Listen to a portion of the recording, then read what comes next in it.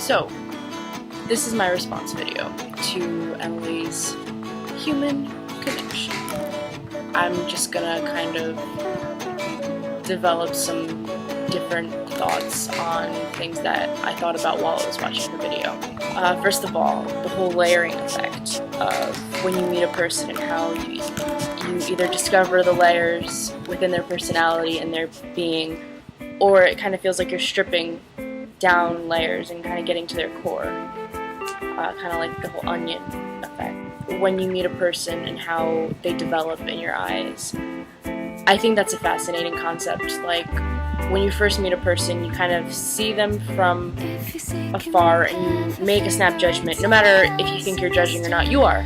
It's not a bad thing unless you take those judgments and you don't let them change after meeting the person, or don't let them show other things to you, you know?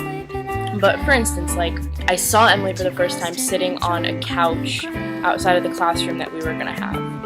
And when I looked at her, I just thought, like, oh my god, this is some hard ass who's gonna either kick my butt within 20 seconds if I try to talk to her, or we're gonna be BFFs. Like, it was like the spectrum.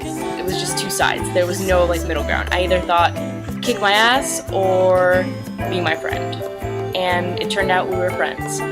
Like, I was intimidated by her, but that was only because I'd never talked to her. Once we finally started talking, her face started changing in my eyes. And I mean, that's kind of weird because a face is a face, right? But I don't believe that.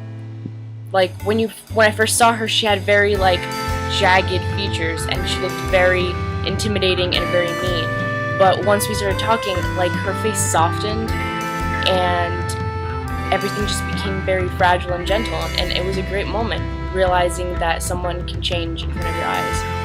And, like, now, every day, I meet people, and I make those snap judgments, and I think that those are great. Those are great to be able to judge a person, and kind of keep yourself at a distance until you feel safe. But I don't think it's very effective if you let it overpower your whole relationships. And that's what I think human connection lacks, is people's open-mindedness to change their snap judgments. And I think that's the only reason that human connection is so scarce. And I agree that human connection is the most beautiful, wonderful thing, but I also agree that humans suck.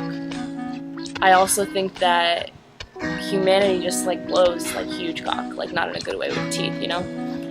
And, like, it's not fair. It's not fair for the people who really are open-minded and awesome and want to develop human connection, because they become cynical, they become skeptical about everyone. Like, for me, it's so hard for me to meet cool new people and be open to them, because I feel like everyone is just judging me and not letting me be who I am. And you know what?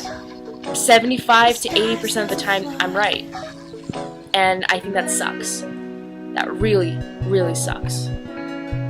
I have no trouble being friends with pretty much anyone that I meet. I'm a very friendly person, but that doesn't mean that I'm going to be connected with those people.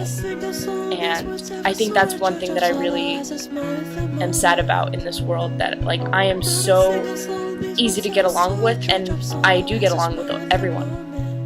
But I feel like it's so much harder to develop an actual connection with someone, even if I consider you a friend. Boop, nibble, yum.